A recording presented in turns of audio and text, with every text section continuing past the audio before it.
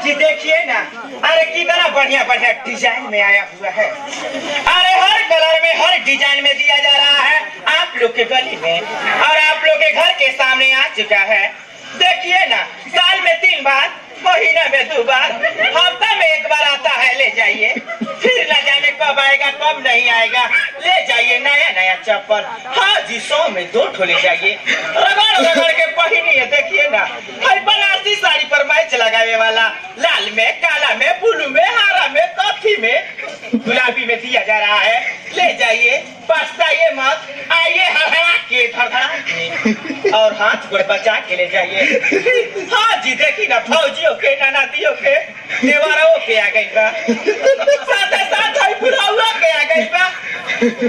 अब बेल द बलमुआ जी रोटी तनी गो कहाँ चलत बड़ा झाड़ के? ए जा तनी ससुरारी, हमर सास लटकल बाड़ी, गोबर गोथार करे के बाद रखले वालो एगो पाड़ी, साड़ी से छान के पियब ताड़ी। हमरा ससुर के नाम सुखारी है, जगह जमीन हमरे न होई, खेती करे किन लेबे एगो कुदारी, एगो कम ना करनी हुरा ना, हम जल्दी से तरह के मारी।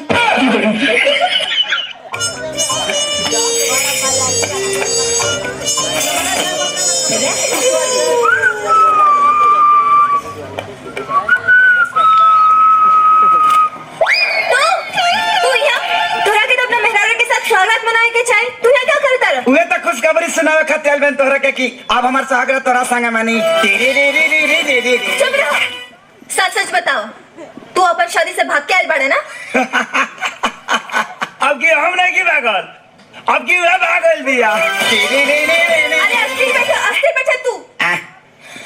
तोहर मेहरारू भाग गेल बिया और खुश तो ऐसे होता रहे जैसे बहुत दिन बाद बेटा भेल बा। हाँ होई ना बेटा, लेकिन तारा देश है कैसा मेहरारू, केकर मेहरारू, कौन मेहरारू, जब बिया है ना भल तक कैसा मेहरारू। शादी तोहार टूटल बा, हमार ना, हमार शादी अगला महीने पक्का बा। देखा मैडम, आज हमारा खातिर बहुत शुभ के दिन बा। आज शुभ के दिन में अशुभ के बम हमरा देही पर मत फोड़ा। तहारा हमार कोनो ना कोनो रिश्ता जरूर बा, तबे हमनी के भगवान बार बार मिलावत रे, बुझाई। तोहार का विचार बा? हमार विचार? हमार विचार बा कि हमके सूते दो और तू जा यहाँ से। हम सुत जाई। सपना देखल बंद कर, दूर बाटे दिल्ली। दिल्ली जाई बन का क्या किली।